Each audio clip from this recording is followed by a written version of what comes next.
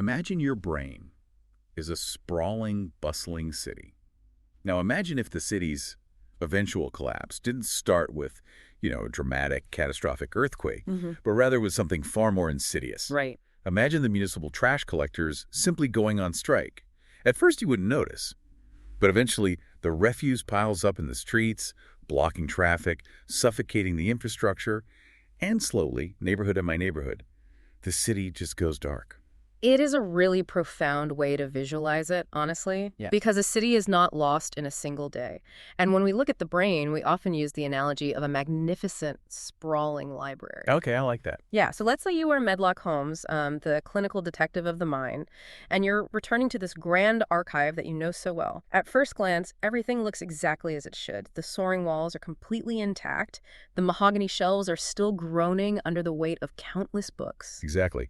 The architecture itself hasn't changed, but then, as you walk down the aisles, you notice something fundamental has shifted. The librarians, the diligent workers who maintain this vast archive, are overwhelmed. They can no longer keep pace with the demands of the system. Spot on. You look closer, and the card catalogs are suddenly incomplete. Right. Entire wings of the library have lost their organization, books are misplaced, or worse, they're checked out and just never returned.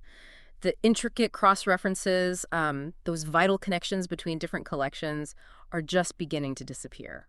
Which is a chilling image. And it perfectly encapsulates our foundational anchor for today's deep dive. Because psychiatry is the study of how brain, mind, and experience interact. And crucially, how that complex, dynamic process can go wrong. Absolutely. When we talk about neurocognitive disorders, we're looking at perhaps the most profound disruption of that interaction. We are looking at conditions characterized by a significant decline in cognitive domains that is severe enough to interfere with a person's independence. And today, our mission is to explore exactly how that happens. We are using Kaplan and Sadek's comprehensive textbook of psychiatry, specifically the chapter on major neurocognitive disorders, as our structural spine. Yeah, but I want to be clear, this isn't just a reading exercise or a list of symptoms to memorize. For the psychiatry trainees, the registrars, and the clinicians listening, this is about building a mental model. Precisely. It's about understanding how psychiatrists actually think, how they reason clinically, and how they differentiate the specific biology of these diseases when faced with a patient whose library is slowly losing its librarians. So to build that clinical reasoning, we really have to understand the language we are using and how it's evolved. Because the word the general public immediately reaches for is, dementia. Yes, but clinically, we've largely moved away from that term. Right. And dementia itself has quite the historical baggage, doesn't it? It really does. It derives from the Latin dementatus, which literally translates to out of one's mind. For centuries, tracing back to Celsus in the 1st century, it was used as a rather blunt catch-all term. Just a blanket label. Exactly, for almost any state of psychopathology or severe cognitive impairment. It wasn't until the 4th century that a physician named Oribatius started describing it more specifically as a disease of cerebral atrophy causing a loss of intellectual capacity. So for most of history, medical science didn't really differentiate between, say, someone who was born with a severe intellectual disability, someone experiencing an acute psychiatric break like schizophrenia, and an older adult slowly losing their memory. They didn't. They were all just grouped together in the asylum, broadly categorized under the umbrella of madness or insanity. Wow. The crucial clinical turning point didn't happen until the 19th century. A French psychiatrist named Jean-Étienne Dominique Esquirol finally separated the cognitive impairment of what he called dementia from general mental illness. Okay, so a major distinction. A massive leap forward. He defined senile dementia as a cerebral affection characterized by a weakening of the understanding and the will. It completely changed clinical classification. And of course we get to 1907. Alois Alzheimer and his famous patient, Auguste Deter. Yes. Auguste Deter was a woman in her 50s who presented with profound memory loss, paranoia, and confusion. When she famously told Alzheimer, "I have lost myself," she really encapsulated the terror of the disease. That quote always gives me chills. It's heartbreaking. But what Alzheimer did that changed history was look at her brain post-mortem under a microscope. He identified specific physical changes, the plaques and tangles, that actually distinguished progressive neurodegenerative dementia from cognitive decline, caused simply by narrowed aging blood vessels. That brings us to the modern era, where the DSM-5, the diagnostic manual, has essentially rebranded dementia to major neurocognitive disorder and mild neurocognitive disorder. And I want to drill down into why this isn't just bureaucratic red tape, but a massive conceptual shift. Because the term neurocognitive disorder allows us to categorize cognitive impairments that happen at any age, right? Whether from a traumatic brain injury in a 30-year-old or an HIV infection. Exactly. But more importantly, they changed the absolute core criteria for the diagnosis. Yeah. It used to be that if your memory was intact, you just did not have dementia. Precisely. Historically, memory impairment was the mandatory, non-negotiable core feature. But the DSM-5 recognized that this biological requirement was fundamentally flawed. How so? Well, different neurodegenerative diseases attack different wings of the library first. So now the diagnosis requires a significant decline in any one of 6 specific cognitive domains. Okay, let me list those 6 out for our mental model because we're going to return to them constantly. We have complex attention, executive function, learning and memory, language, perceptual motor ability, and social cognition. Right. So, returning to our library metaphor, if the translation wing, the language center, burns down, or the head management office executive function collapses, that is a major catastrophic disaster. Even if the main archives, the memory, are perfectly intact and functioning. And that is the exact reason for the diagnostic shift, requiring memory loss delayed crucial diagnoses for non-Alzheimer's variants. Give me an example of that. Take frontotemporal dementia, or FTD. In its early stages, the memory archives are notably spared. But a person's behavior, their language, and their social cognition, their ability to read a room or feel empathy, might be severely deteriorating. Under the old rules, they wouldn't meet the criteria for dementia until the disease had progressed much further. Now, here is a vital distinction that trainees often trip up on: the difference between mild and major neurocognitive disorder. And it isn't based on a specific score on a memory test. It's rooted entirely in functional disability. Yes, the critical dividing line is independence. Does the cognitive decline interfere with independent functioning in everyday activities? So paying bills, driving. Exactly. If an individual has modest cognitive decline, perhaps they have to write everything down, they use complex compensatory mechanisms, they take twice as long to process information, but they can still independently pay their bills, manage their medications, and safely navigate their community, that is classified as mild neurocognitive disorder. Okay, let's unpack this because I want to push back on that a bit. It raises a very common clinical dilemma. If mild cognitive impairment doesn't interfere with daily living, how does a clinician differentiate that from just normal, healthy aging? It's a great question. I mean, my processing speed isn't what it was in my 20s. I rely on calendar alerts. How do we draw a line that isn't completely subjective? It's the art of clinical assessment meeting neuropsychological data.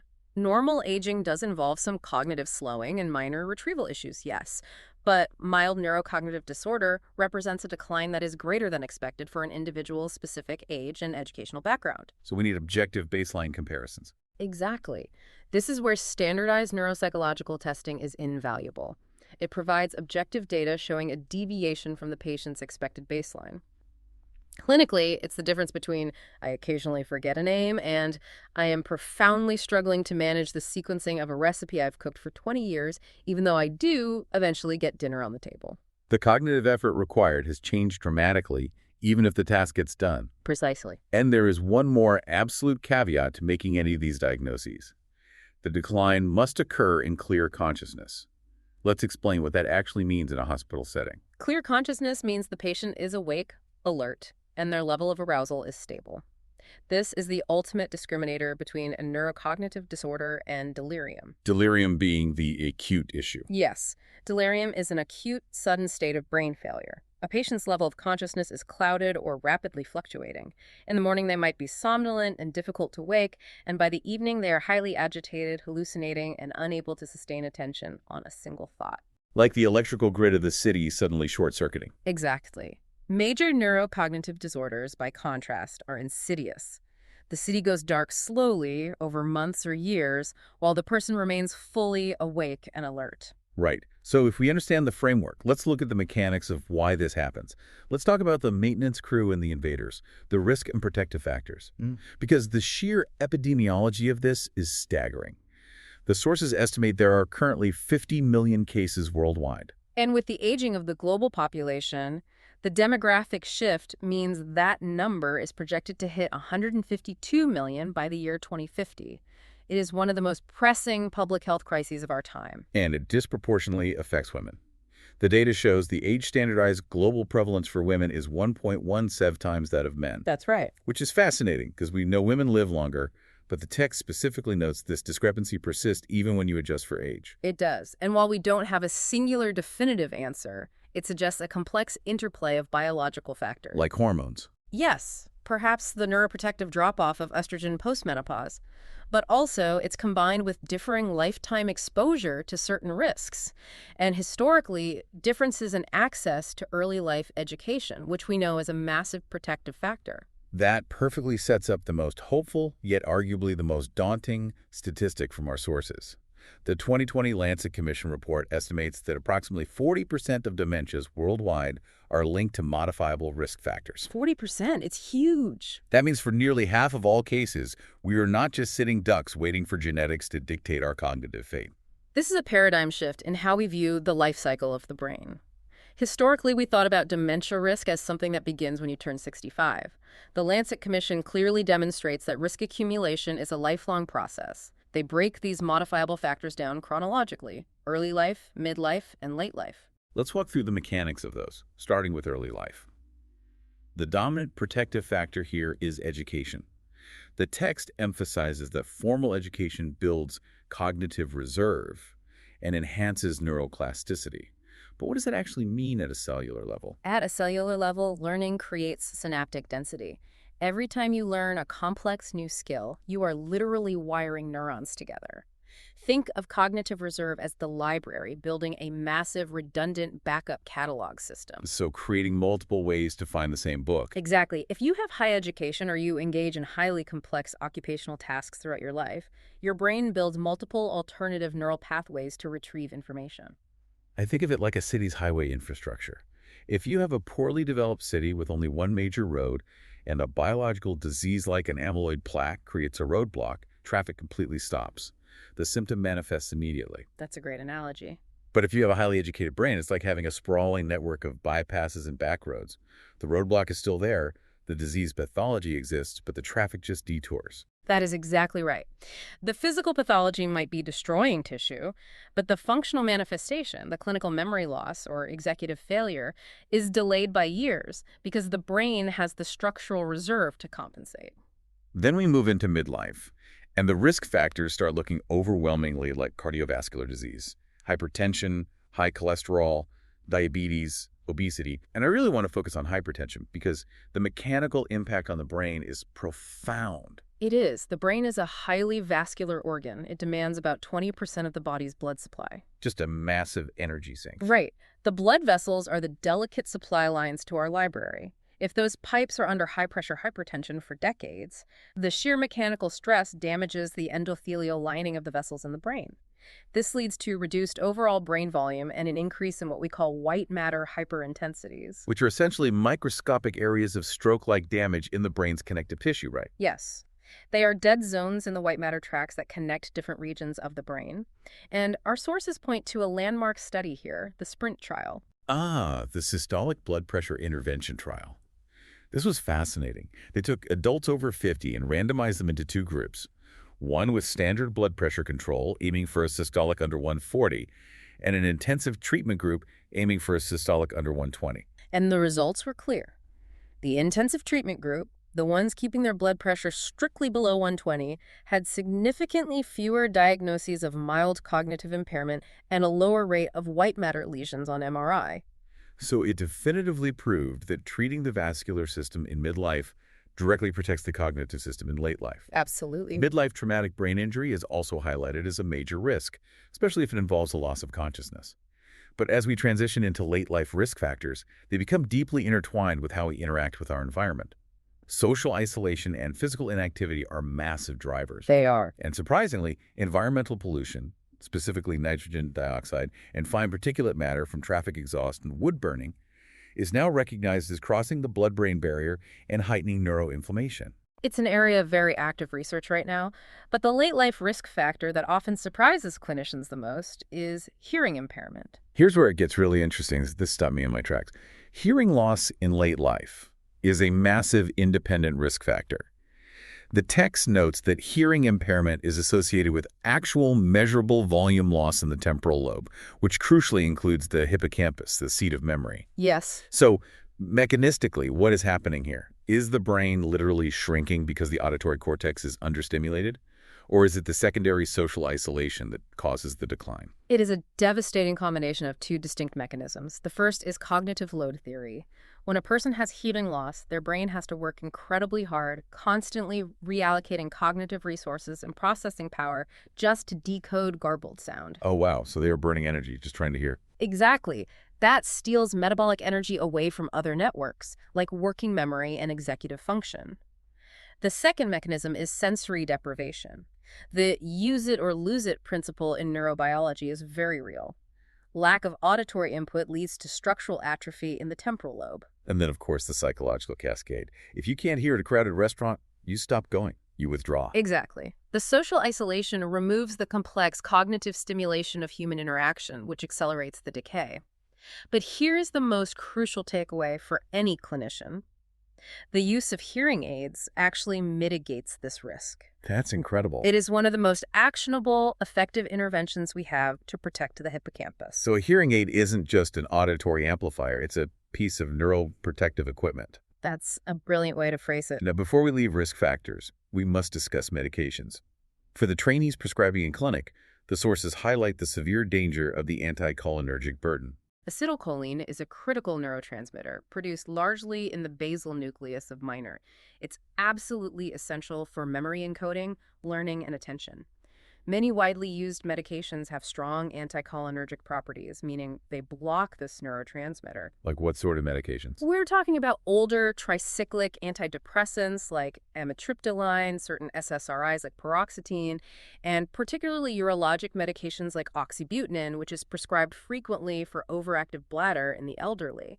And the textbook explicitly states that long-term use of these medications is linked to an increased incidence of dementia, even when they were prescribed 15 to 20 years prior to the diagnosis. Yes. That is terrifying. Right. We might be chemically inducing cognitive decline to treat a bladder issue. Which is why geriatric psychiatrists advocate so fiercely for deprescribing. However, the text makes a very careful epidemiological distinction regarding another class of drugs, the newer SSRI antidepressants. While there is a statistical link between SSRI use and a dementia diagnosis, the timeline is different. The SSRI use usually appears much closer to the actual diagnosis of dementia. This brings up the concept of reverse causation. Can you explain that? Reverse causation means the depression wasn't caused by the SSRI, nor did the SSRI cause the dementia. Rather, the late-life, new-onset depression was actually an early biological symptom, a prodrome of the dementia itself. So the disease is already present. Yes. As the neurodegenerative disease begins to damage the brain's emotional regulation centers, the patient becomes depressed. The SSRI was simply prescribed to treat that early symptom, making it look statistically like they are linked, when in fact, the disease process was already well underway. That nuance is exactly why clinical history taking is so vital. Which brings us smoothly to how these biological failures actually present in the clinic. If the risk factors go unchecked and the brain's defense systems finally buckle, what does it look like for the person experiencing it? Let's walk through how a failure in each of those 6 domains physically manifests, moving from mechanism to manifestation. Let's start with learning and memory. Mechanistically, this is usually a failure of the hippocampus to encode new information into short-term memory. But the old memories are fine, initially. Exactly. The patient's deep archives, their childhood memories, their wedding day remain intact because those are consolidated across the wider cortex, but they cannot form a new memory trace. So how does that look to the family?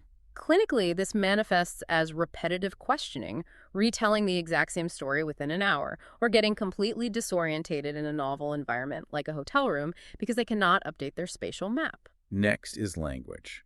And it's important to clarify that they don't just wake up unable to speak, right? No, the early manifestation of aphasia is usually word-finding difficulty. They lose the specific nouns.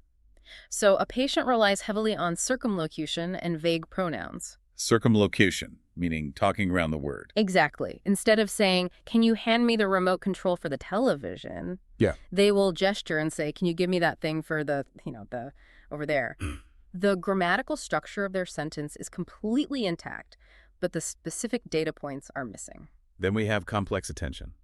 This represents a failure to filter out competing stimuli. A patient might function perfectly well one-on-one in a quiet examination room, but place them at a busy family dinner with multiple overlapping conversations, the clatter of plates and the television on in the background, and their neural processing speed just cannot keep up. It's too much input. Way too much. They become overwhelmed, they withdraw from the conversation, or they become inexplicably agitated. Perceptual motor ability is one that I think terrifies families the most, because this isn't just about clumsiness. This is getting profoundly lost on the route home from the local supermarket that you've driven for 20 years. Or it presents as apraxia. Yes, apraxia is fascinating and tragic. It is the loss of the ability to execute learned, purposeful motor movements despite having perfectly intact physical strength and coordination. So the muscles work fine, but the brain forgets how to use them. Precisely. The brain forgets the motor script for familiar tools. A patient might stare at a toothbrush, completely bewildered by what movements are required to bring it to their mouth and brush their teeth. Or they try to put a shirt on by pushing their legs through the armholes. Next is executive function. This is the failure of the frontal lobe, the brain's management office. When executive function fails, the ability to plan, organize, abstract, and crucially, to inhibit impulses deteriorates. Functionally, this is often where the wheels fall off first. Why is that? Because they lose the ability to sequence complex tasks. They suffer catastrophic failures in managing personal finances, falling for obvious telephone scams, forgetting to pay property taxes, or they develop an inability to manage a multi-drug daily pill box. And finally, social cognition. When this wing of the library falls, it fundamentally alters who the person appears to be. It does. It involves a severe loss of empathy and an inability to read social cues. You might see profound apathy, where a previously engaged grandparent no longer cares about their grandchildren. Oh, that must be devastating for the family. It truly is. Or, due to frontal lobe disinhibition, a previously polite, reserved individual might start making sexually explicit comments to strangers, eating off other people's plates at a restaurant, or losing all awareness of personal space. This breakdown in domains is exactly why the clinical evaluation of activities of daily living, or ADLs, is the cornerstone of diagnosis. We divide these into basic ADLs and instrumental ADLs. Basic ADLs are the primal survival tasks, right? Bathing, dressing, toileting, and feeding oneself. Yes. And instrumental ADLs, or IADLs, are the higher order complex tasks. Managing finances, arranging transportation, preparing meals, and using technology. And the rule of thumb is that the neurodegenerative decline almost always knocks out the instrumental tasks first. But here is the absolute paramount rule of clinical evaluation in psychiatry. You cannot rely solely on the patient's self-reported history. Because of a neurological phenomenon called agnosia. I want to spend a minute here because people often confuse this with psychological denial. They think the patient is just embarrassed and hiding their memory loss. It is a vital distinction to make. Agnosia, or more specifically anosognosia, is a neurologically mediated lack of insight into one's own deficits. The parietal lobe's self-monitoring network has physically degraded. So they literally don't know they're forgetting things. The brain physically cannot perceive that it is failing. A patient will sit in your clinic, pleasantly and confidently assure you their memory is razor sharp, completely unaware that their spouse has had to manage their bank accounts and dress them for the last 6 months. Therefore, the clinician must rely entirely on collateral history. You have to interview the family members and caregivers separately. And you don't just ask, how is their memory? You ask highly specific functional questions. Who balances the checkbook? Has that changed recently? Have there been any unexplained dents on the car? Have they stopped cooking their signature dish? It is pure detective work. And alongside the history, we use bedside cognitive tests. Yes, the bedside test. Now, the sources note a frustrating modern reality.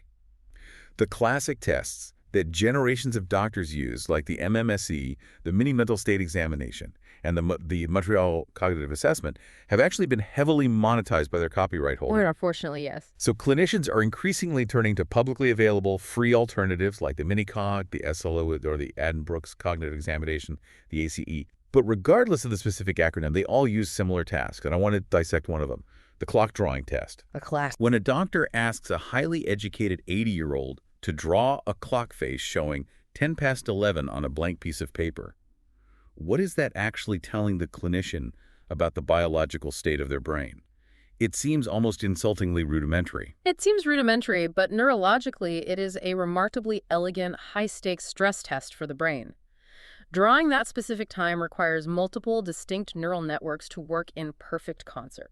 Walk me through it. First, it requires language comprehension in the temporal lobe just to understand the verbal instruction. Then, it requires semantic memory to recall the visual template of an analog clock. Then they have to physically draw it. Right, which requires visuospatial skills, governed by the right parietal lobe, to draw a neat circle and space out the numbers 1 through 12 evenly. But the genius of the test is the time. 10 past 11. Why that specific time? Because it specifically tests executive function and the frontal lobe's ability to inhibit a concrete response. The patient's immediate impulse is to point the hands directly at the 10 and the 11. But they have to abstractly calculate that 10 past actually means pointing the minute hand at the 2. So if a patient bunches all the numbers onto the right side of the circle or draws the hands pointing at the 10 and 11, it tells the clinician exactly which structural networks are failing, all from a quick pencil sketch. Precisely. Now, alongside cognitive testing, we must evaluate neuropsychiatric symptoms. Because dementia is not just about forgetting. The textbook states that almost 90% of Alzheimer's patients will develop significant behavioral and psychological symptoms over the course of the disease. We measure this with tools like the Neuropsychiatric Inventory, or NPI. We're talking about delusions, hallucinations, severe agitation, and wandering. And as a clinician, you have to understand why these symptoms emerge. Exactly. It's often the brain trying to make sense of incomplete data. Give me an example. If a patient has a delusion that their caregiver is stealing from them, it often stems from the fact that they simply cannot remember where they hid their own wallet. Paranoia steps in to fill the terrifying void of memory loss. And we must emphasize that these behavioral symptoms, the agitation, the nighttime wandering, the aggression, are overwhelmingly the primary cause of caregiver burnout. Unquestionably. They are usually the tipping point that forces a family to move a patient into a skilled nursing facility, far more than the memory loss itself. That is the sad reality in most cases. Which perfectly transitions us to the diagnostic detective work. A patient is sitting in front of you with cognitive decline and functional impairment. How does a psychiatrist figure out exactly which disease is destroying the library? Because the treatment pathway changes drastically based on the specific biology. It does. The first absolute rule of clinical reasoning is rule out the imposters. Absolutely. Before you ever diagnose an irreversible progressive neurodegenerative disease, you must hunt for reversible or acute causes. First and foremost is delirium, which we discussed earlier. Right. If an older adult acutely develops confusion, your first thought shouldn't be Alzheimer's. Your first thought should be an underlying medical crisis. A urinary tract infection, pneumonia, or a severe adverse reaction to a new medication. If you clear the underlying physical illness, the delirium lifts, and the cognition often returns to baseline. The second imposter is severe depression. Yes. Severe melancholic depression in older adults can cause profound psychomotor slowing, intense apathy, and poor concentration. It can look exactly like a neurocognitive disorder. Which used to be called pseudodementia. Exactly. Historically, this was termed pseudodementia. If you aggressively treat the depression, the cognitive symptoms may improve significantly. Though, as we noted with the SSRIs, you must monitor them closely, as the depression may be the vanguard symptom of an underlying dementia. You also have to check for metabolic and endocrine imbalances. This is why a standard dementia workup always includes blood tests. A simple vitamin B12 deficiency can cause severe progressive memory loss and nerve damage. And thyroid issues. Yeah, a malfunctioning thyroid, a highly abnormal TSH level, can mimic dementia. We even test for infectious diseases like late-stage neurosyphilis or HIV, which directly attack the brain. And the sources briefly mention factitious disorder, where a patient is intentionally feigning cognitive deficits for some psychological secondary gain, though that is exceedingly rare. Very rare. And neuropsychological testing will usually expose wildly inconsistent, non-physiological patterns of deficit if they are faking it. Once you have systematically ruled out those imposters, you are left with the true neurodegenerative disorders. And this is where the clinician has to look at the pattern of the functional deficits, the speed of onset, and increasingly the physical biomarkers to differentiate them. Let's walk through the major etiologies, starting with the overwhelming majority. Alzheimer's disease accounts for 70 to 80% of all dementias. What is the clinical signature of Alzheimer's? It has a classic, insidious, amnestic onset. It starts quietly, almost imperceptibly, with short-term memory loss. The hippocampus is under attack. Over years, the pathology slowly spreads outward to the cortex, dragging in language deficits and executive dysfunction. Let's dive deep into that pathology, because the textbook is very clear on the biological hallmarks. We're dealing with two distinct microscopic nightmares: beta amyloid plaques and hyperphosphorylated tau tangles. Yes. Beta amyloid is a sticky protein fragment. Normally, the brain clears it away, but in Alzheimer's, it accumulates and clumps together into plaques outside the neurons. So extracellular. Exactly. Tau, on the other hand, is a protein that normally stabilizes the microscopic scaffolding, the microtubules, inside the neurons. In Alzheimer's, the tau proteins become hypophosphorylated, meaning they change shape, detach, and form tangled threads inside the cell, causing the structural transport system to collapse. Okay, my analogy for this. It's like a city being destroyed in two different ways simultaneously. The beta amyloid plaques are like sticky, toxic trash piling up in the streets. It blocks the traffic, disrupts synaptic communication, and suffocates the infrastructure from the outside. I love that. And the tau tangles are like the steel rebar inside the concrete buildings, rusting, warping, and causing the buildings to collapse from the inside out. That is a highly accurate way to visualize the dual pathology.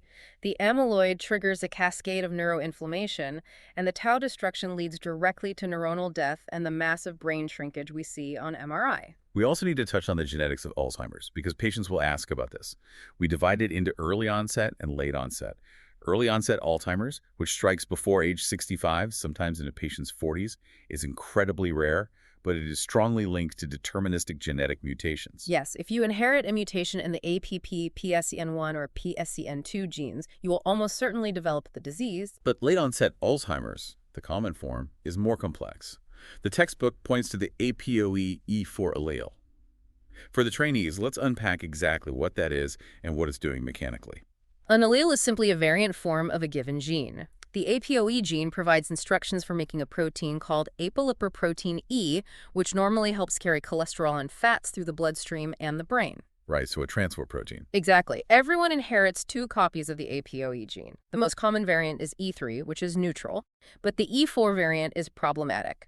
If you inherit 1 or 2 copies of the APOE E4 allele, your risk of developing late-onset Alzheimer's increases significantly. Mechanistically, why is that? Mechanistically, the protein produced by the E4 allele is much less efficient at binding to and clearing out those toxic beta-amyloid peptides from the brain's interstitial fluid.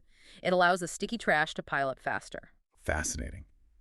But Alzheimer's isn't the only threat in the library. Let's look at frontotemporal dementia, or FTD.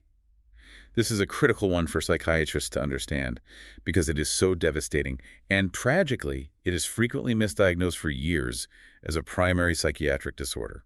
Which is a tragic mistake. It gets confused for late-onset bipolar disorder, severe depression, or schizophrenia. Why is it misdiagnosed so often? Because, as we touched on, memory is notably spared in the early stages. The patient can pass a memory test. FTD also typically strikes younger, often in a patient's 50s. There are 2 main clinical variants. The most striking is the behavioral variant, or BVFTD. This attacks the frontal lobes first. The management office and the social cognition center. Exactly. This causes severe apathy, a profound loss of empathy, and bizarre disinhibited behavior. A previously upstanding 55-year-old executive might start brazenly shoplifting, developing obsessive cravings for sweet foods, or making completely inappropriate sexual explicit remarks to colleagues. So a psychiatrist sees a 55-year-old acting erratically, spending money recklessly, and immediately thinks late-onset mania, not neurodegenerative dementia. Precisely. The other variant is primary progressive aphasia, which attacks the language centers in the temporal lobe. The person slowly loses the ability to produce or understand speech, while their behavior and memory remain intact for a time. So how do we avoid that misdiagnosis? Distinguishing FTD from psychiatric illness relies heavily on detailed collateral history, specific tests of social cognition, and structural imaging, looking for profound focal atrophy specifically in the frontal and anterior temporal lobes. Let's move to the second most common neurodegenerative cause, dementia with Lewy bodies, or DLB. This accounts for a huge portion of clinical cases, and the presentation is wild compared to Alzheimer's. The textbook outlines 4 core clinical features. First is fluctuating cognition. Unlike the steady, relentless decline in Alzheimer's, a DLB patient's level of alertness and attention can wildly fluctuate. They might be highly confused, staring blankly and lethargic one day or even 1 hour, and then appear perfectly lucid and conversational the next. Second, they have recurrent, well-formed visual hallucinations. And these aren't just vague shadows in the corner of their eye. No, they are incredibly vivid. They see detailed people, children, or animals in the room with them. They are often not terrified by them, but rather interact with them or ask their spouse to ask the man in the corner to leave. Third is spontaneous Parkinsonism. Without any history of Parkinson's disease, they develop the physical stillness, the slow shuffling gait, the masked facial expression, and the resting tremors. And the fourth core feature is REM sleep behavior disorder. What is the mechanism behind this? Normally during REM sleep, when we dream, our brainstem sends signals to temporarily paralyze our major muscle groups. It's called rematonia, and it prevents us from acting out our dreams. But that fails in DLB. Yes. In DLD, the Lewy body pathology damages those brainstem pathways. The paralysis fails. Therefore, patients will physically thrash, punch, kick, and yell in their sleep as they vividly act out their dreams, often injuring their bed partner. Crucially, this sleep disorder often appears years, sometimes a decade, before the cognitive decline or hallucinations begin. And there is a massive flashing clinical warning label attached to DLB. Severe neuroleptic sensitivity. If a doctor in A&E sees a patient hallucinating and prescribes a standard antipsychotic medication, like haloperidol, to calm them down, what happens? It can cause a catastrophic, life-threatening physical reaction. The patient can develop extreme rigid Parkinsonism, impaired swallowing, and even neuroleptic malignant syndrome. Because their dopamine system is already profoundly compromised by the Lewy bodies, blocking it further with an antipsychotic pushes the system over a cliff. Which highlights why accurate diagnosis is a matter of life and death, not just academic curiosity. Now, this brings up a critical piece of clinical reasoning that trainees are heavily tested on. The one-year rule.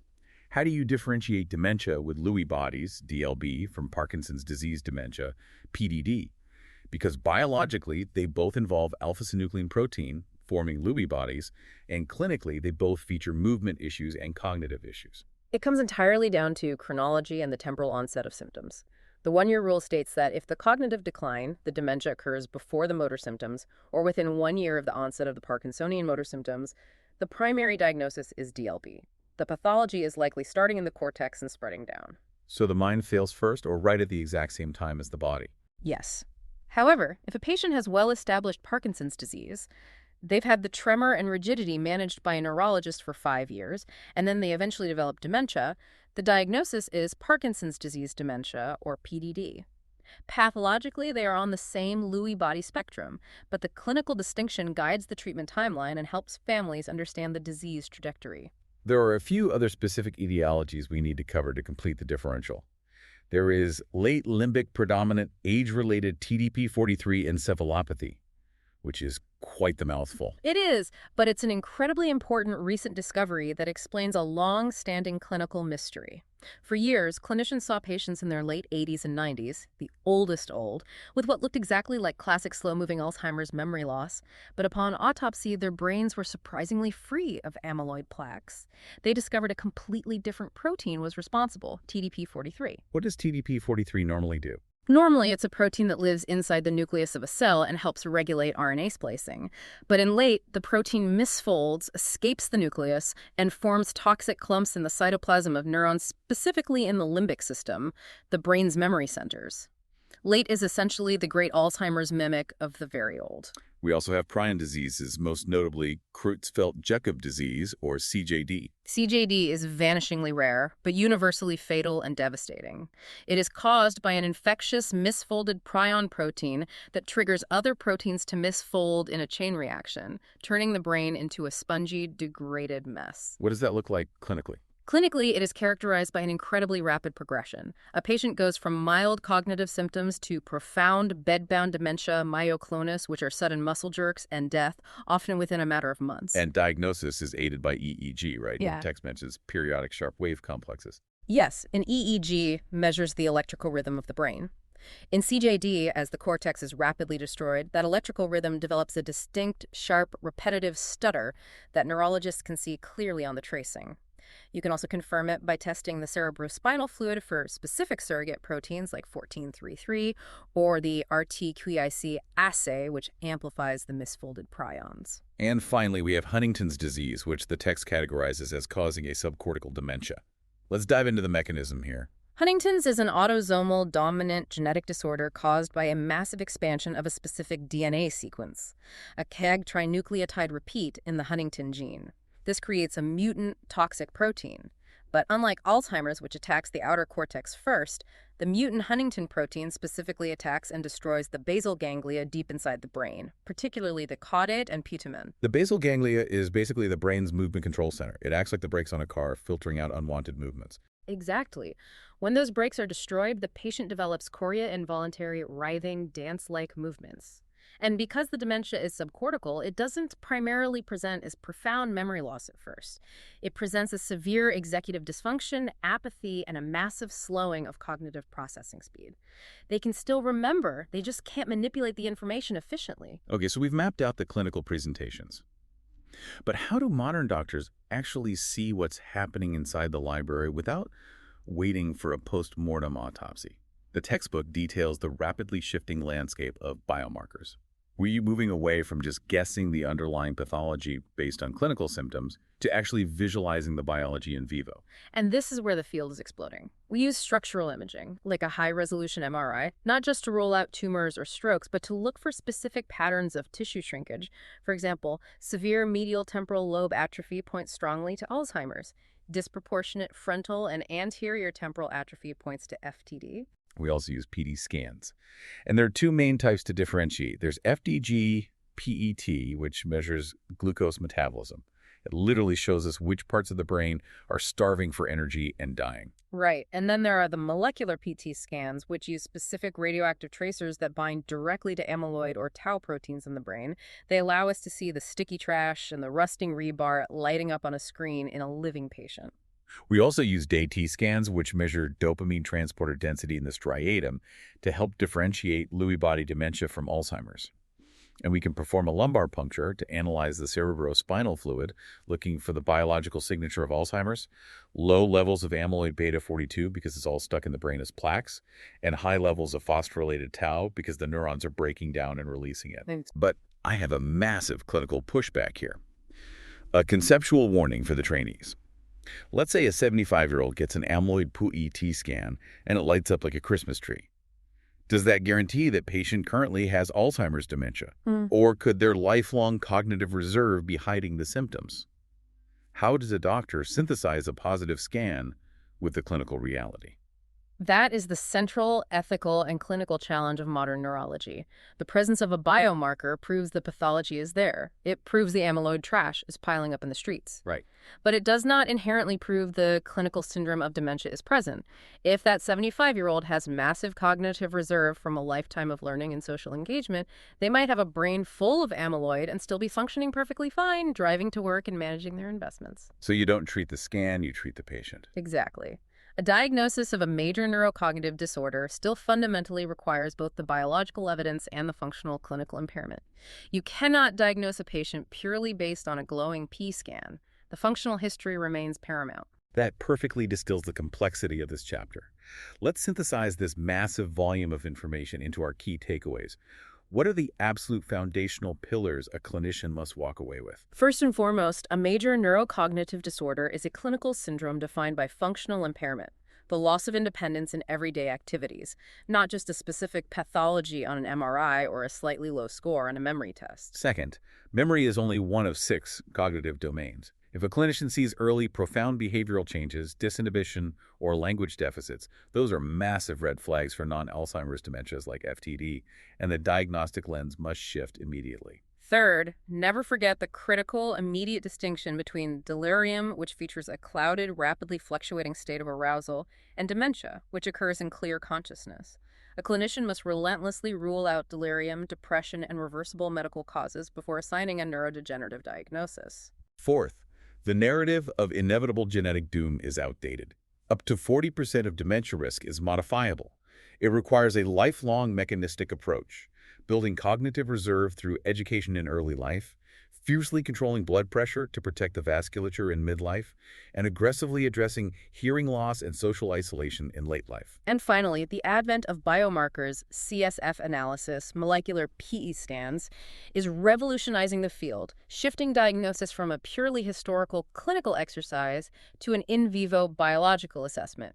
However, the art of clinical reasoning and functional evaluation remains the absolute core of psychiatric practice. Brilliant. We've built the mental model, we've explored the mechanisms, now it's time for learning reinforcement. Instead of formal quiz, let's do some rapid-fire clinical myth-busting based on the most common traps trainees fall into. You ready?